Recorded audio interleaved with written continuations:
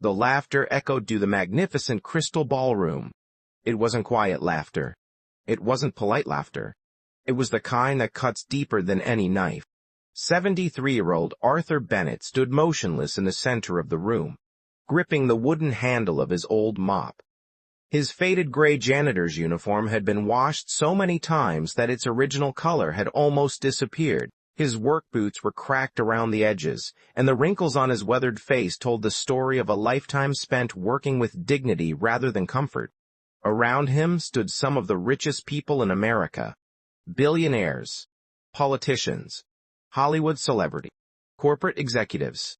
Every single one of them dressed in custom-made tuxedos and sparkling designer gowns.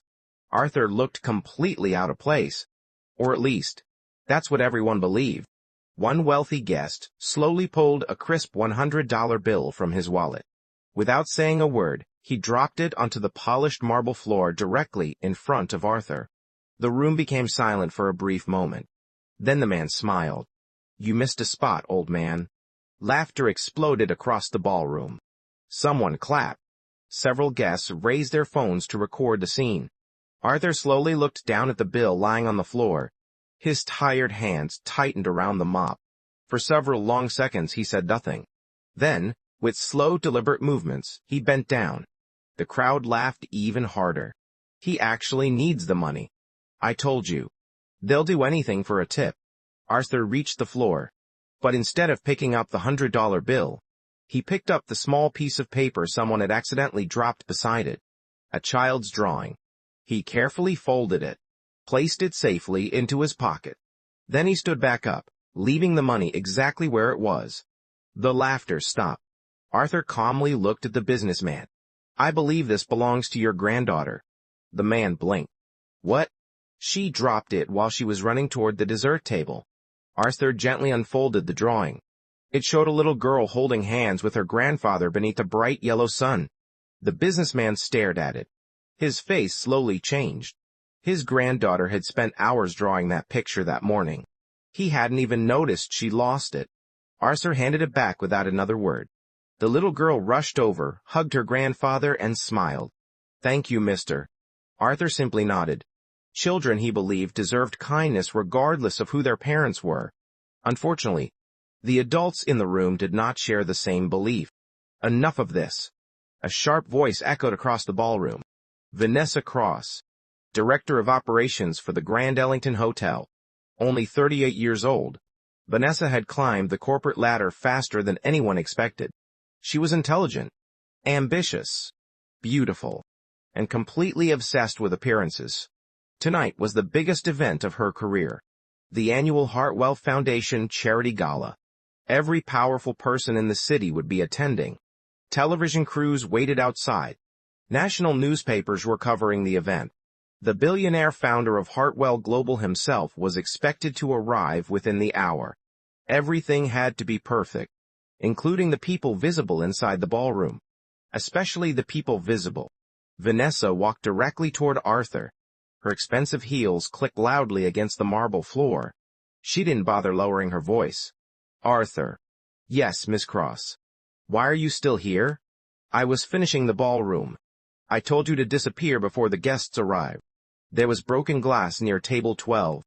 I didn't care." Arthur looked toward the shattered wine glass beside one of the tables. "If someone steps there." "I said I don't care." Several nearby executives quietly watched the conversation. Vanessa folded her arms.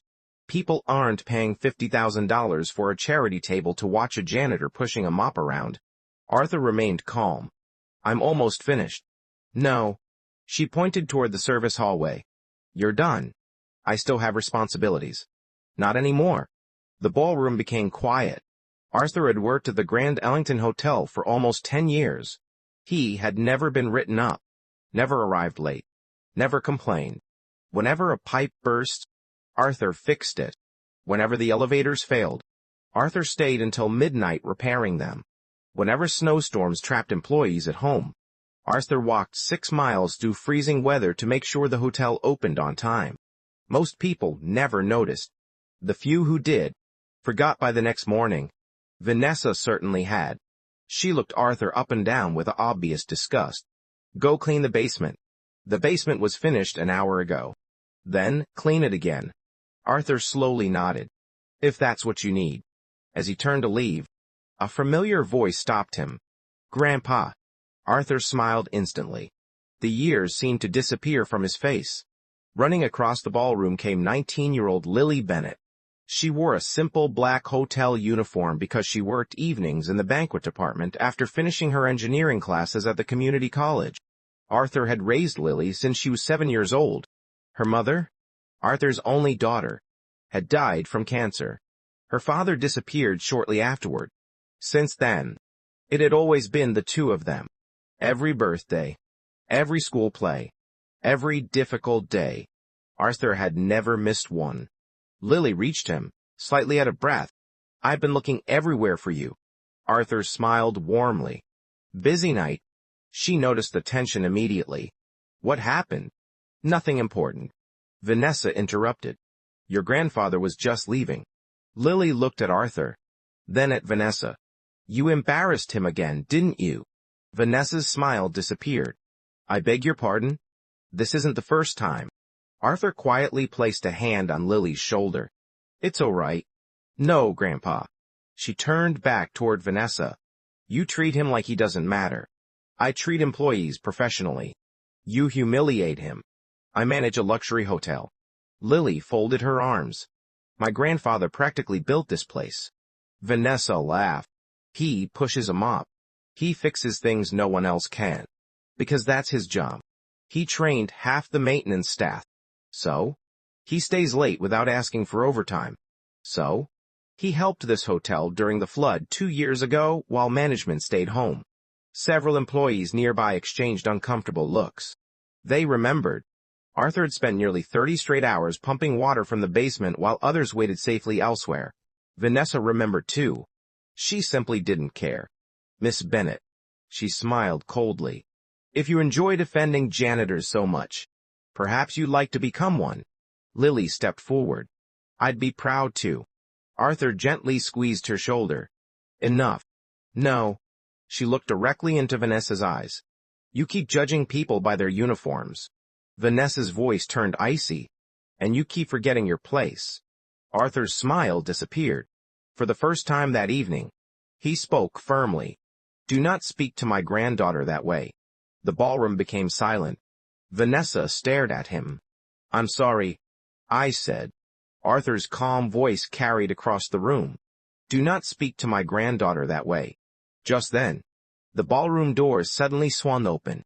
Every conversation stopped. A black SUV had just arrived outside.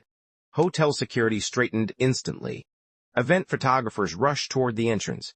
One employee whispered nervously, He's here. Vanessa's face lit up with excitement. The CEO. Arthur slowly turned toward the entrance. His expression changed ever so slightly. Not with fear. Not with excitement. But with quiet recognition. Because the man stepping through those massive golden doors was someone Arthur hadn't seen in nearly 20 years. And within the next few minutes, every person laughing at the old janitor would wish they had never opened their mouths. For a brief second, the ballroom seemed to stop breathing. Every camera pointed toward the entrance. Hotel employees straightened their uniforms. Servers froze with silver trays balanced carefully in their hands. Even Vanessa Cross, who had spent months planning every detail of the evening, suddenly looked nervous. The billionaire had arrived. Daniel Hartwell stepped through the towering glass doors with quiet confidence. Unlike the other wealthy guests, he wasn't surrounded by photographers or bodyguards pushing people aside. He simply walked. His tailored black tuxedo was elegant but understated. There wasn't a flashy watch on his wrist or an expensive chain around his neck. The only thing that commanded attention was his presence. People naturally moved out of his way. Behind him followed two company executives, his personal assistant and the hotel's regional president, all trying to keep pace. The applause started immediately. Mr. Hartwell. Welcome.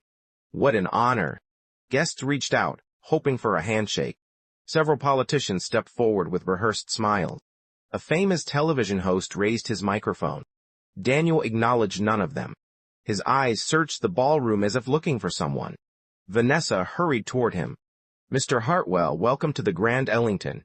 We've prepared the presidential suite exactly according to your specifications. Daniel nodded politely.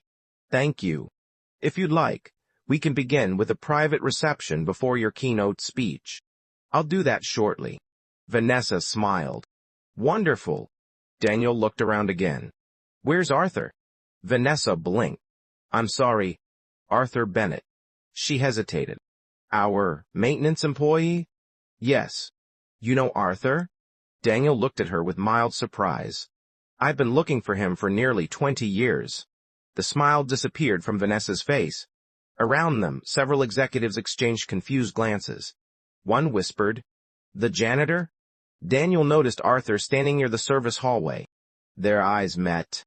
Arthur smiled gently. The billionaire CEO smiled back. Without another word, Daniel walked away from every VIP waiting to greet him. Past the politicians. Past the celebrities. Past the reporters. Straight toward the old janitor. The ballroom fell completely silent. Victor Langley frowned. Where is he going? Nobody answered. Arthur waited calmly, still holding his old wooden mop. As Daniel reached him, he stopped only a few feet away. Neither man spoke. For several seconds they simply looked at one another. Years of memories passed silently between them. Finally Daniel smiled. You still carry that same calm look. Arthur chuckled softly. And you still walk too fast. Daniel laughed. A genuine laugh. Not the practice laugh of a billionaire entertaining investors. The laugh of a student seeing an old mentor again. Lily looked back and forth between them. You know each other. Arthur nodded. We've met. Daniel smiled. Met. He laughed again. This man changed my entire life. Whispers exploded across the ballroom. What? Impossible. The janitor? Victor folded his arms. This has to be some publicity stunt. Daniel ignored him. He looked at Arthur's worn uniform, then at the old work boots. His smile slowly disappeared. Arthur. What happened? Arthur shrugged. Life. Daniel looked around the ballroom, then at the guests, then at Vanessa. His expression hardened. Why is he wearing a janitor's uniform? Vanessa quickly stepped forward. He works for the hotel. I can see that. He enjoys working. Arthur interrupted gently. I do. Daniel looked back at Arthur. You don't have to. I know. You could have called me. Arthur smiled. I didn't want anything. Daniel lowered his voice. You've never wanted anything. Lily watched in complete confusion. She had never seen anyone speak to her grandfather like this. With admiration. With respect. With gratitude. Daniel suddenly noticed the cleaning bucket lying on its side several feet away. Water still covered part of the marble floor. His eyes narrowed. What happened here? Nobody answered. He looked toward Arthur. Arthur simply said, there was a small misunderstanding. Daniel had built one of the largest companies in the country. He could read people almost instantly.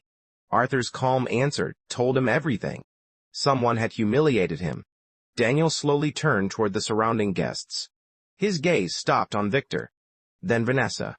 Both suddenly looked uncomfortable. Daniel spoke quietly. I asked a simple question. Still. Silence. Finally, Marcus, the young banquet server who had watched everything unfold, stepped forward. It wasn't a misunderstanding. Vanessa snapped. Marcus. He swallowed nervously, but continued. Mr. Langley threw money on the floor. Gasps echoed through the ballroom. Marcus pointed toward Victor. He told Arthur to clean faster. Victor immediately protested. It was a joke. Marcus ignored him. Then Miss Cross ordered Arthur to leave because wealthy guests shouldn't have to see janitors. Daniel slowly looked toward Vanessa. Her confidence disappeared. It wasn't exactly like that.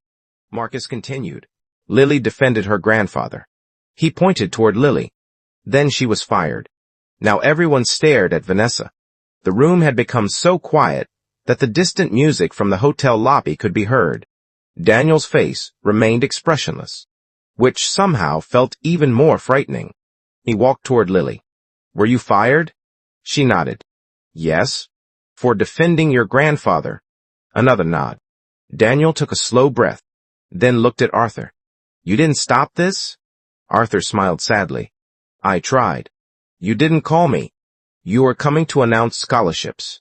I would have postponed them. Arthur shook his head. No. Daniel looked frustrated. You've always done this. Arthur smiled. And you've always worried too much. Several guests exchanged puzzled looks. How could a janitor speak so casually to one of the richest men in America? Who exactly was Arthur Bennett?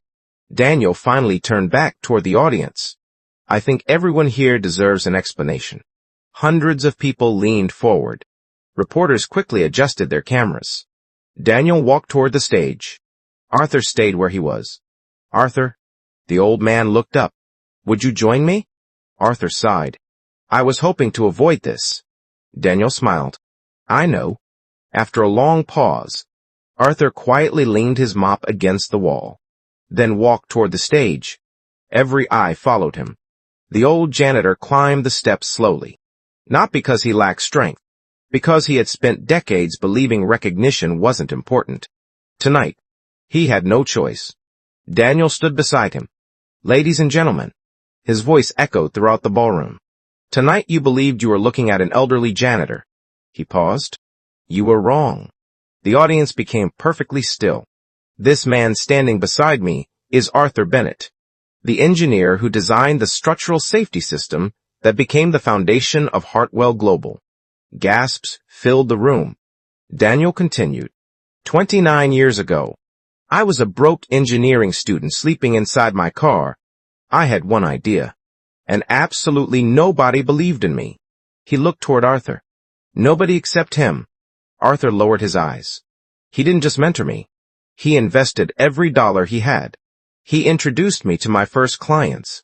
He allowed me to use one of his own patents. He refused repayment. He refused ownership. He refused recognition. Daniel's voice began to shake. The company everyone knows today exists because Arthur Bennett believed in one frightened young engineer when the entire world laughed at him. Silence. Complete silence. The same people who had mocked Arthur only minutes earlier now stared in disbelief. Victor slowly stepped backward. Vanessa's hands began trembling. Lily felt tears forming in her eyes. She looked at her grandfather, the quiet old man who fixed broken sinks, packed her school lunches, worked double shifts, and somehow had never once mentioned that he had helped build one of the largest companies in the world. Daniel turned toward Arthur. There is one thing I never managed to do. Arthur smiled. You've done enough. Daniel slowly shook his head. No. Then, in front of every billionaire, every celebrity, every television camera, Daniel Hartwell lowered himself onto one knee. The ballroom erupted in shocked whispers. The CEO bowed his head. His voice echoed through the silent room. Sir, everything I have today is because of you. Arthur immediately reached down. He gently placed a hand on Daniel's shoulder, then helped him back to his feet. Stand up. Daniel looked at him. You earned this. Arthur smiled. No. We both earned different parts of the journey. The audience remained frozen. Many people were crying. Others simply looked ashamed. Arthur glanced toward the crowd. His eyes stopped on Victor, then Vanessa. Neither could meet his gaze. But Arthur wasn't interested in revenge. He was interested in something far more important. And what he said next would change every person's life inside that ballroom forever. Years before, he discovered that senior executives had approved the use of substandard steel and falsified safety reports for a new children's hospital. Signing the documents would have earned him a promotion and millions in bonuses. Instead, Arthur refused. He reported the fraud to federal investigators, knowing it would destroy his career. The company retaliated immediately. They framed him as the reason the project collapsed, dragged him through years of legal battles, and made sure no major engineering firm would ever hire him again. Although investigators later proved the executives were guilty, Arthur's reputation had already been ruined. By then, his wife had passed away, his daughter was sick, and he took whatever honest work he could find to support his family. Janitorial work wasn't a punishment to Arthur, it was simply honest work. During those difficult years, a young engineering intern named Daniel Hartwell watched Arthur refuse bribes, refuse to lie, and sacrifice everything to protect people he would never meet. Arthur became Daniel's mentor, teaching him one lesson he never forgot. Your name is worth more than your paycheck. Once you sell your integrity, you'll spend the rest of your life trying to buy it back. Decades later, Daniel built a billion-dollar company on that principle. When he discovered Arthur working quietly as a hotel janitor, he didn't see a man who had fallen from success. He saw the man who had taught him what true success really meant.